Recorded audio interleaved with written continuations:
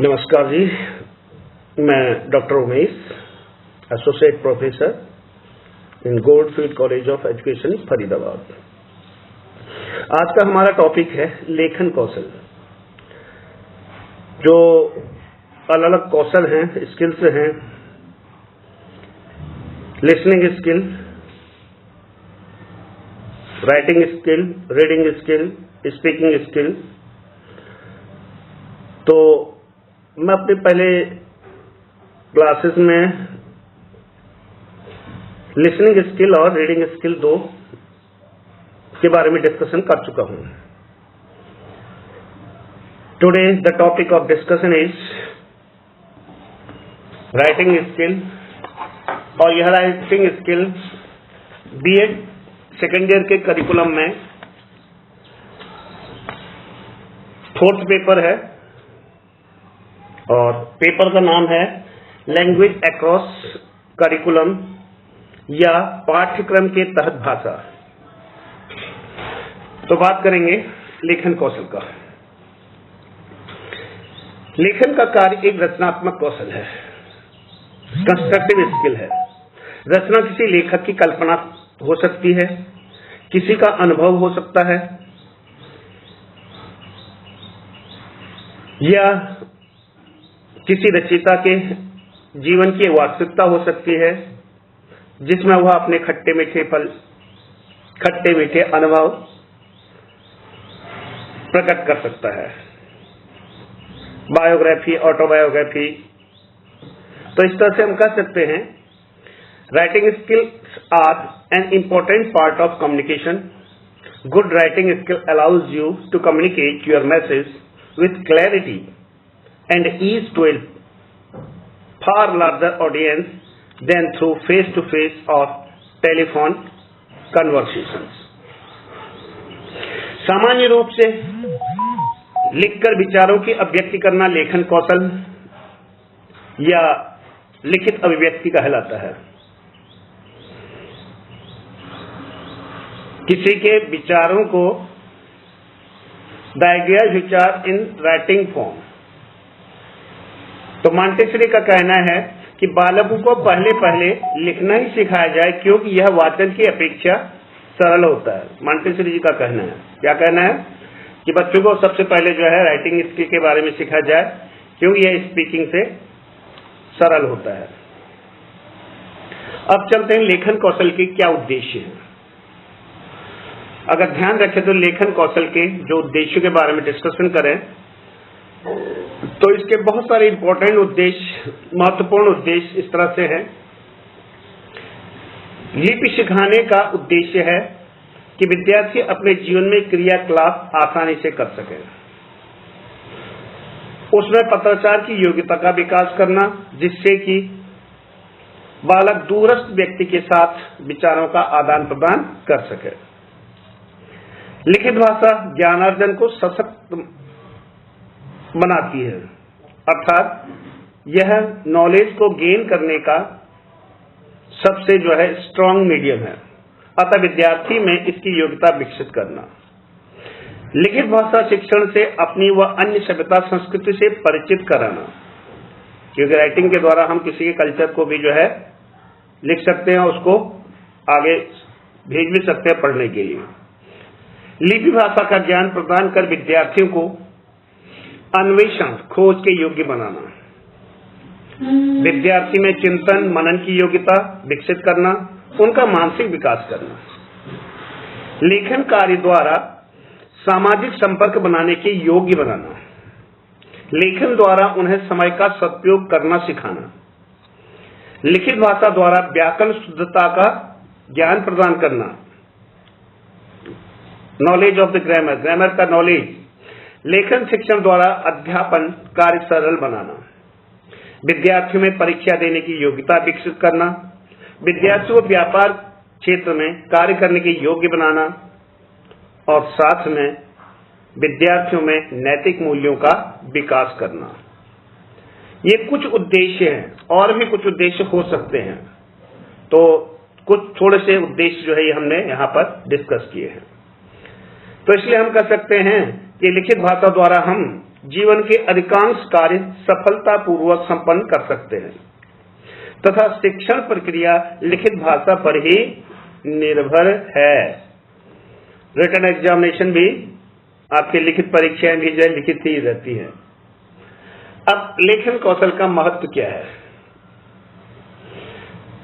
तो जैसे हमारा किसी जो है लैंग्वेज पर अधिकार है, तो इसका अर्थ है कि हम उसको सुन सकते हैं, बोल सकते हैं, लिख सकते हैं और पढ़ सकते हैं। तो यहां पर जो लेखन कौशल है उसका क्या महत्व है, उसके बारे में अध्ययन करें तो सबसे पहला है दैनिक जीवन में उपयोगी, यूजफुल इन डेली लाइफ। दैनिक कार्य को सुचारू रूप से करने के लिए लिखित भाषा का प्रयोग जरूरी है। लिखित भाषा द्वारा ही घर तथा कार्य क्षेत्र में हिसाब किताब का लेखा जोखा रखा जा सकता है। मार्केट जाते हैं, कुछ सामान होता है, किसी को देना होता है, उसकी लिस्ट बना लेते हैं। लिस्ट कैसे बनेगी? जब हम लिखना जानेंगे। तो इसलिए जो है जो भी हमारे दैनिक कार्य होते हैं उनका लेखा जोखा बनाना, ये सब जो है कर सकते हैं। इसलिए लेखन कौशल दैनिक जीवन में उपयोगी है। दूर बैठे व्यक्ति से संबंध बनाना, बहुत दूर है व्यक्ति जो है उसके साथ संबंध बनाने के लिए अब मोबाइल टेलीफोन इत्यादि की व्यवस्था है। पहले तो जो है क्या लेटर होते थे, तार होते थे जिनमें जो है कोई सूचना लिखित रूप में प्रेषित की जाती थी। तो लेकिन अब आधुनिक युग में हुए विकास के बाद भी अधिकतर लोग पत्राचार के माध्यम से ही अपने भावों और विचारों को सरलता से दूसरों तक पहुंचाते हैं। तीसरा है ज्ञानार्जन में सहायक। अगर लेखन कौशल है तो उसके माध्यम से प्रत्येक विषय का ज्ञान प्राप्त किया जा सकता है। प्राचीन भाषा, साहित्य, इतिहास, विज्ञान आदि के ज्ञान को हम पहुंचाने का श्रेय लिखित भाषा को ही जाता है। अरे जितनी भी पुस्तकें हैं, बुक्स हैं, text book, reference book, encyclopedia, जो भी हैं, ये सब जो है रिटन मटेरियल है और इनसे हमें ज्ञान मिलता है। इसलिए लिखित भाषा के माध्यम से हमें ज्ञान प्राप्त होता है। अगला है ज्ञान को स्थायी रखने में सहायक। प्रत्येक विषय को याद रखना बहुत कठिन है। यह पूरा जो है संभव न विद्यार्थी के लिए न अध्यापक के लिए। इसीलिए लेखन से ज्ञान को स्थायी रूप देकर विद्यार्थी विषय की जानकारी प्राप्त करता है। और अधिकतर जो है टीचर्स को भी देखा होगा कि बुक्स का यूज करते हैं, चाहे वो रेफरेंस के लिए करें या नोट्स बनाने के लिए करें। अगला है भावी पीढ़ी के लिए ज्ञान का संचरण। अगर हमारे पास बुक्स, लिटरेचर, साहित्य न हो लिखित रूप में, तो आगे हमारी संस्कृति क्या है क्या नहीं है तो हमें पता ही नहीं चलेगा। लेकिन भाषा का लिखित रूप ज्ञान प्राप्ति का सशक्त साधन है तथा ज्ञान का संरक्षण, कंजर्वेशन ऑफ द नॉलेज जिसे कहते हैं, उसे भावी पीढ़ी तक पहुंचता है। आज हमारे बड़े बड़े ग्रंथ हैं, रामायण, महाभारत, वेद, पुराण, उपनिषद, ये सब लिखित रूप में हमारे पास हैं। इनके द्वारा हमें ज्ञान मिलता है। अगला है अन्वेषण में सहायक, खोज में, रिसर्च में।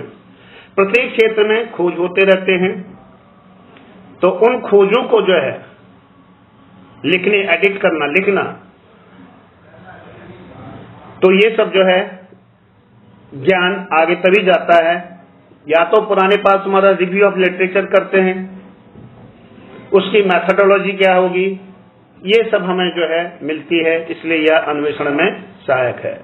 इसीलिए विज्ञान है, भाषा है, कला है या अन्य कोई भी क्षेत्र है, उनमें नई नई खोजें लेखन द्वारा स्पष्ट हो जाती हैं। अगला है भावात्मक विकास। क्या? भावात्मक विकास, इमोशनल डेवलपमेंट। हमें पता है कि जीवन सुख और दुख से भरा पड़ा है। कोरोना की महामारी तो अभी चल रही है ना, वैसे भी कभी सर्दी, कभी जुकाम, कभी बुखार, कभी एक्सीडेंट, कभी कुछ न कुछ। अगर सुख नहीं रहता तो दुख भी नहीं रहता, दोनों साथ साथ चलते रहते, कभी सुख कभी दुख। उसको जो है हम अपने कहानी, निबंध, उपन्यास के माध्यम से उसको क्या कर लेते हैं, लिख लेते हैं। अब लिख करके उसको व्यक्त कर लेते हैं। तो उसको लिखने से क्या होता है, आत्मिक संतोष उत्पन्न होता है और जिससे व्यक्ति का भावात्मक विकास होता है।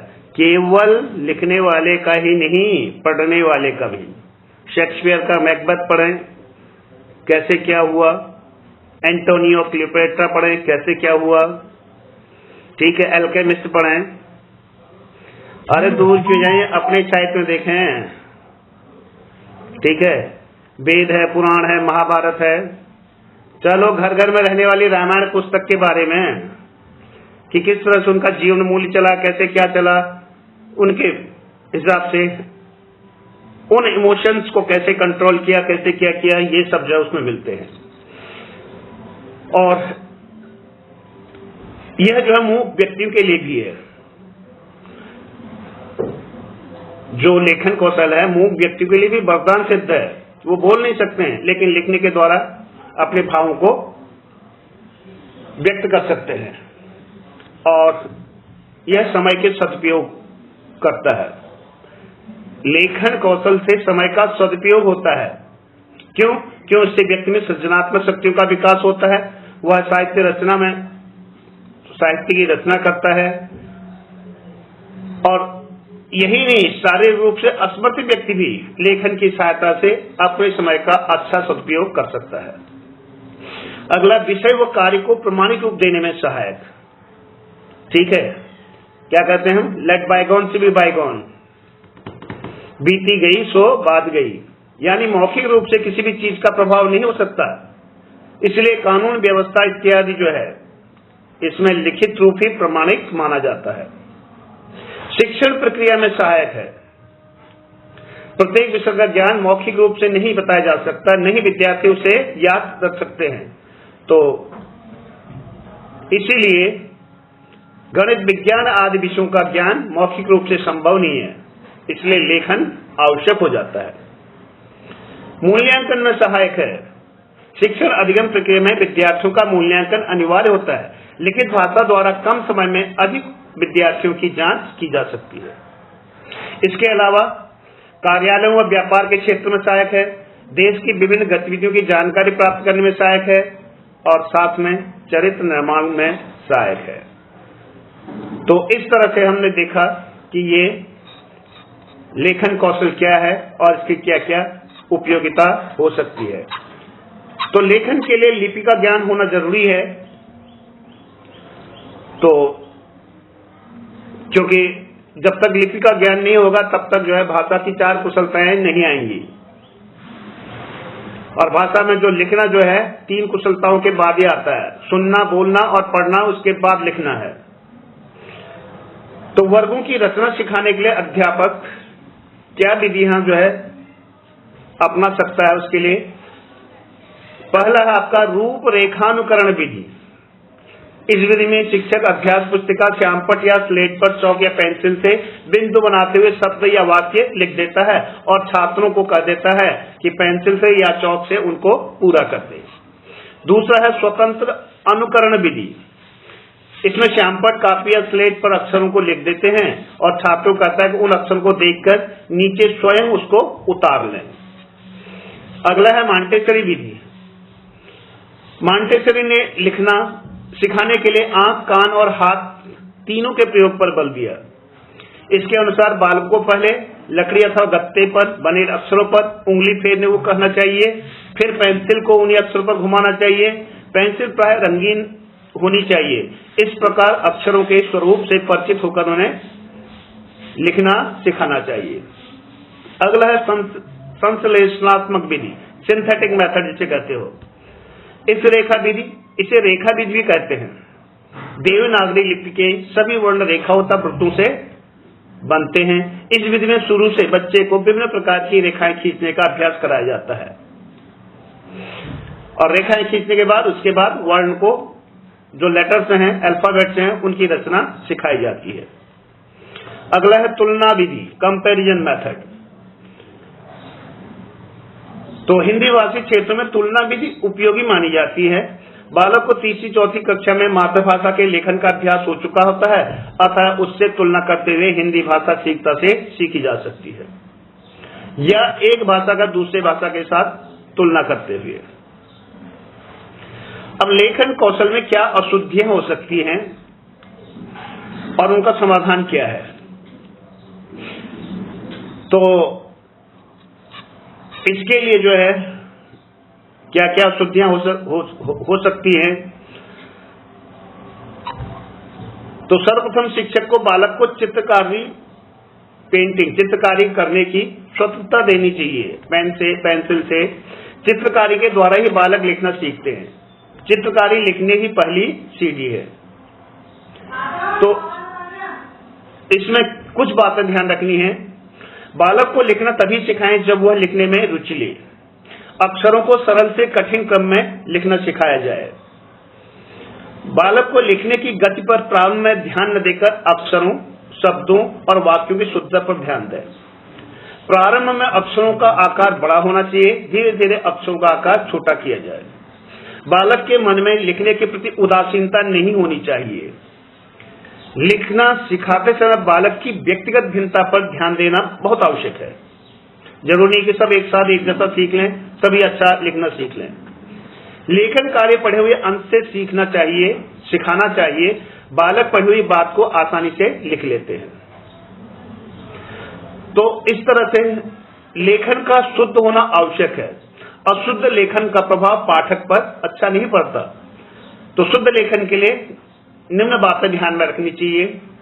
तो उसमें सबसे पहले जो है ये देखते हैं कि अशुद्धियां जो हैं उनका निराकरण या उनको कैसे दूर किया जाए। तो किसी बात को कहने की अपेक्षा लिखने को अधिक स्थायी माना जाता है। किसी भी संवाद, उपन्यास, नाटक, कविता, कहानी आदि को लिखने की कला पाठक को अपनी तरह आकर्षित करती है। निबंध लेखन, कहानी लेखन, पत्र लेखन, आत्मकथा लेखन आदि लिखित अभिव्यक्तियों के साधन हैं, जिनके कारण जो है हम जो अशुद्धियां हैं उनको दूर कर सकते हैं। उसके लिए देखना जरूरी है कि शब्द जो है शुद्ध और सुडौल हैं या नहीं है, सही अक्षरों का प्रयोग किया है या नहीं किया है। तो ये सारी चीजें उसमें देखने के लिए है। अब लिखित अभिव्यक्ति के दो रूप होते हैं। एक तो जो हमने सुना है और दूसरा जो है कॉपी डाउन करना, कहीं से क्या करना, कॉपी डाउन करना। हिंदी में कहते हैं श्रुत लेख और सुलेख। श्रुत लेख है कि जो हम बोल रहे हैं दूसरा लिख रहा है। सुलेख का मतलब है कि कॉपी डाउन करना और वो सही ढंग से लिखना, और उसके लिए बैठने का ढंग बहुत जरूरी आवश्यक है। आंखों से कागज की दूरी जहां लिख रहे हैं वो आवश्यक है। पेन, पेंसिल, कलम पकड़ने की विधि सही होनी चाहिए, और उसके ऊपर जो लाइन खींचनी है वो बिल्कुल सही हो, टेढ़ी मेढ़ी न हो। तो ये सारी चीजें जो है अगर ध्यान में रखी जाए तो जो भी अशुद्धता रहती है लिखने में उसको दूर किया जा सकता है, और उसी से जो है अशुद्धि का निराकरण हो सकता है। अब इन अशुद्धियों में एक आता है पूर्ण वर्ण संबंधी अशुद्धि। जैसे पूरा का पूरा जो है शब्द जो है अशुद्ध है।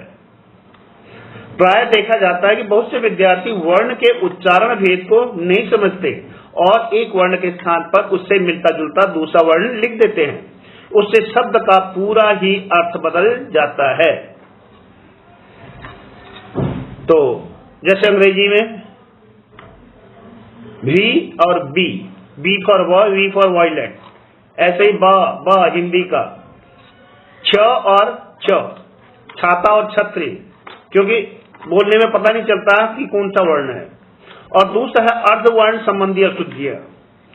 हिंदी भाषा में जितना पूर्ण वर्ग का हर है उतना ही आधे वर्ण का भी महत्व है। बालक आधे अक्षरों की जगह क्या करते हैं, अशुद्ध शब्द लिख लेते हैं। तो इसलिए उसको भी दूर करना जरूरी है। जैसे निर्मल, सूक्तम, मां के नीचे हलंत लगेगा। तो इस तरह से ये अशुद्धियां इसमें काफियां रहती हैं। शेष तो जो है पेडागोजी ऑफ हिंदी में इसके बारे में पूरा वर्णन है, यहाँ पर सिर्फ इतना ही। और उसके बाद जो अशुद्धि है वो है आपका मात्रा और वर्ण संबंधी अशुद्धियां, अनुस्वार संबंधी अशुद्धियां, लिंग भेद की अशुद्धियां, वचन की अशुद्धियां, विभक्ति संबंधी अशुद्धियां।